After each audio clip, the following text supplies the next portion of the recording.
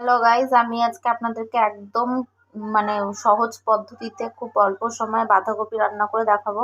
আপনারা অনেকেই তো জিরা বাটা আদা বাটা দিয়ে মাছের মাথা দিয়ে বাঁধাকপি রান্না করে খান, কিন্তু এইটা কোনো কিছু মশলা লাগবে না, একদম নিরামিষ বাঁধাকপি। দেখুন, আমি এখানে বাঁধাকপি কুচিয়ে ভালো করে ধুয়ে আমি রেখে দিয়েছি। এর মধ্যে আমি টমেটো দেব।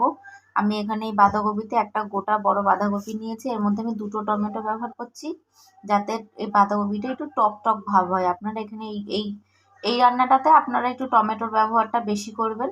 আর আমার এখানে মটরশুঁটি নিয়েছি, এটা আমার অনেকদিন ধরে ফ্রিজের মধ্যে ছিল বলে মটরশুঁটি এরকম গ্যাজ বেরিয়ে গেছে।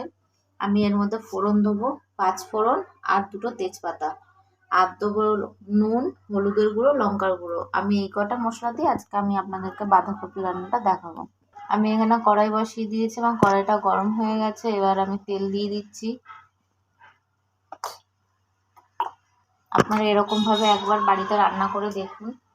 আর গাইজ, আমি আপনাদেরকে আলুটা দেখাতে ভুলে গেছিলাম, আমি এখানে আলু কেটে রেখেছি, আলুটাও আমি বাঁধাকপি ঘন্টের মধ্যে দেব। দেখুন, আমার তেলটা গরম হয়ে গেছে। এবার আমি ফোড়নটা দিয়ে দেবো, তেজপাতা আর 5 ফোড়নটা দিয়ে দেবো।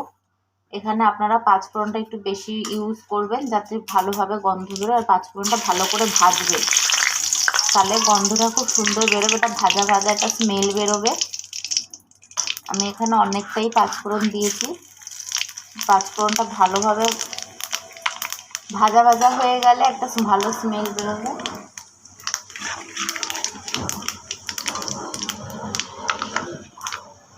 এবার আমি আলুগুলো দিয়ে দেবো, আলুগুলো যে কেটে রেখেছিলাম সেই আলুগুলো দিয়ে দেবো।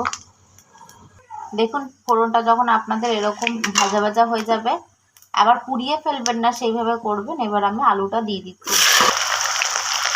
আমার আলুটা একটু ভাজা ভাজা হয়ে গেল, তখন আমি টমেটোগুলো দিয়ে দেবো। দেখুন, আমার আলুটা হালকা ভাজা হয়ে গেছে। এবার আমি ওই শুকিয়ে রাখা টমেটোগুলো দিয়ে দেবো।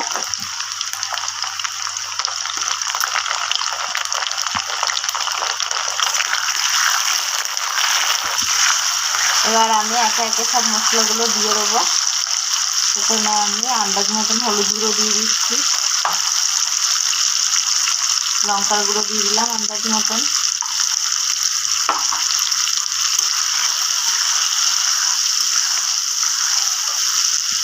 দিয়ে এবার আমি বাঁধাকপিগুলো দিয়ে দেবো।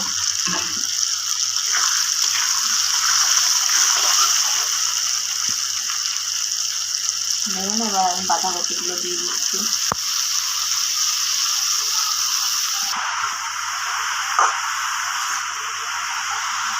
দেখুন, আমি বাঁধাকপিগুলো একটু একটু করে দিচ্ছি আর নেড়ে নিচ্ছি ভালো করে, যাতে নিচে না মশলাটা পুড়ে যায়।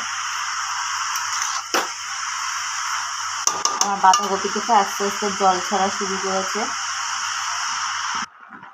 দেখুন গাইস, আমি বাঁধাকপিগুলো সব দেওয়া হয়ে গেছে আমার কড়াইতে। এবার আমি এরকমভাবে নাড়বো, নাড়তে নাড়তে বাঁধাকপি ঢেকে দেবো। ঢেকে দিয়ে বাঁধাকপি যখন মজে যাবে, জলটা শুকিয়ে গেলে, তখন আপনাদের সাথে দেখা হচ্ছে। দেখুন গাইস, আমার বাঁধাকপি কিন্তু অনেকটাই মজে গেছে, আর বাঁধাকপি থেকে ভালোই জল বেরিয়ে গেছে। আমি আর এটাকে ঢাকবো না। এবার আমি নুন দিয়ে দেবো। নুন দিলে তো বাঁধাকপি থেকে আরও জল বেরিয়ে যাবে, এই জন্য আমি আর ঢাকনা ইউজ করব না।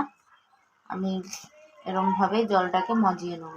দেখুন গাইজ, আমি আপনাদেরকে বলেছিলাম যে এখানে আমি দুটো টমেটো ইউজ করছি, কিন্তু আমার মনে হচ্ছে যে বাঁধাকপিতে আরেকটা টমেটোর প্রয়োজন। এই বাঁধাকপিটা হালকা টক টক খায়, এই জন্য আমি আরেকটা টমেটো দিয়ে দিচ্ছি কেটে। টোটাল আমি 3টে টমেটো দিলাম। এবার আমি এইটু, দেখুন আপনারা দেখতেই পাচ্ছেন আমার বাঁধাকপি কতটা জল বেরিয়ে গেছে। এই জলটা শুকিয়ে গেলে তারপর আমি আপনাদেরকে দেখাচ্ছি। দেখুন গাইজ, এবার আমি মটরশুঁটিগুলো দিয়ে দিচ্ছি, দিয়ে এবার আমি ভালো করে নেড়ে নেব। বাঁধাকপিতে এখনো আমার অনেক জল উঠেছে, এই জলগুলো সব শুকিয়ে গেলে তারপরে আবার আপনাদেরকে দেখাচ্ছি। এই দেখুন গাইজ, আমার বাঁধাকপিটার মধ্যে দিয়ে সব জল শুকিয়ে গেছে, প্রায় পুরো ভাজা ভাজা হয়ে গেছে। এবার আমি এটা নামিয়ে নেব। দেখুন গাইজ, আমি বাঁধাকপির ঘন্টটা নামিয়ে নিয়েছি একটা পাত্রে। আপনারা এরকমভাবে বাড়িতে বানিয়ে খেয়ে দেখবেন। আর প্রথম থেকে শেষ অবধি পুরো ভিডিওটা দেখবেন, স্কিপ করবেন না। খুব অল্প সময় অল্প মশলায় এইভাবে বাঁধাকপির ঘন্ট বানিয়ে দেখবেন। আর আমার ভিডিওটা যদি ভালো লেগে থাকে তাহলে লাইক, কমেন্ট আর শেয়ার করে দেবেন আর সাবস্ক্রাইব করে দেবেন।